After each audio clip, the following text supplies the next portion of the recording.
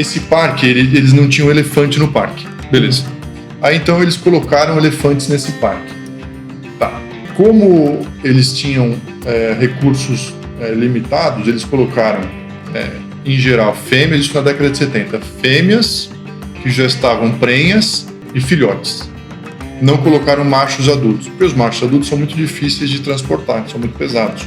Então é muito mais fácil colocar fêmeas e filhotes. Beleza, colocaram isso na década de 70 lá. Com o passar do tempo, eles viram, 20 anos depois, 15 anos depois, eles começaram a aparecer rinocerontes mortos no parque. E esses rinocerontes apareciam mortos com pancadas na cabeça e aqui na região do ombro, aqui na parte da cervical dos rinocerontes. Normalmente, quando um rinoceronte é morto num parque, são aqueles caçadores ilegais. Só que esses rinocerontes continuavam com chifre. Então o problema é, quem que está matando esse rinoceronte? Investigaram e eram os elefantes machos, adolescentes ou jovens que estavam matando os elefantes. Acharam aquilo muito estranho.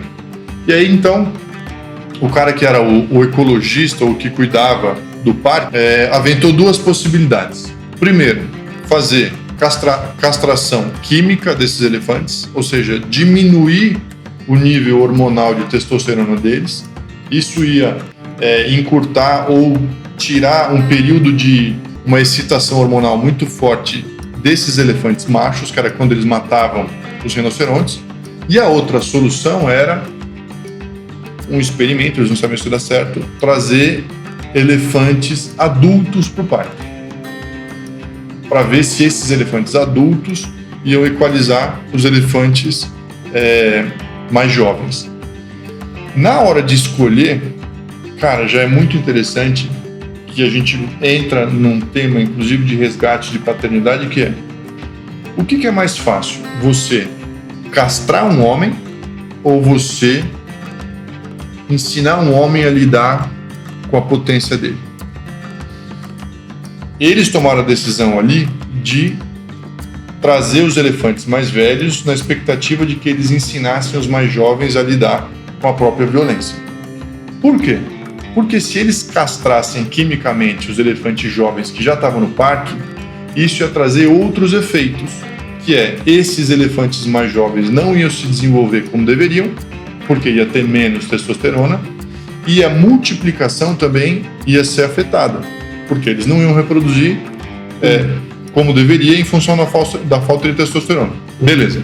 Foram até o Parque Kruger, que é lá na África do Sul também, trouxeram 6, eles tinham, 40 elefantes jovens. Trouxeram 6 elefantes maduros, uns alfa, né, os elefantes alfa grandões, os chamam de touros, né? Colocaram no parque. Em horas, o comportamento dos elefantes jovens mudou. Caramba, O que acontece? Os elefantes, eles têm um período, chama de MUST, M-U-S-T-H, que é um período em que o hormônio, a testosterona, entra num ápice e eles entram num frenesi. Eles ficam alucinados. E aí os elefantes jovens, como não sabem lidar com isso, eles saem quebrando tudo. Os elefantes mais velhos, eles também têm esse tipo de pico, mas eles sabem lidar com isso. Eles sabem que eles não devem sair quebrando tudo. É simplesmente hora de acasalar, eles estão em um pico hormonal. Beleza.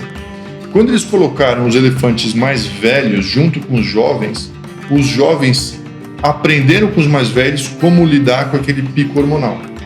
E não saíram batendo em todo mundo e quebrando tudo. Eles simplesmente falaram: entendi, não é isso que se faz, é da outra forma que se faz.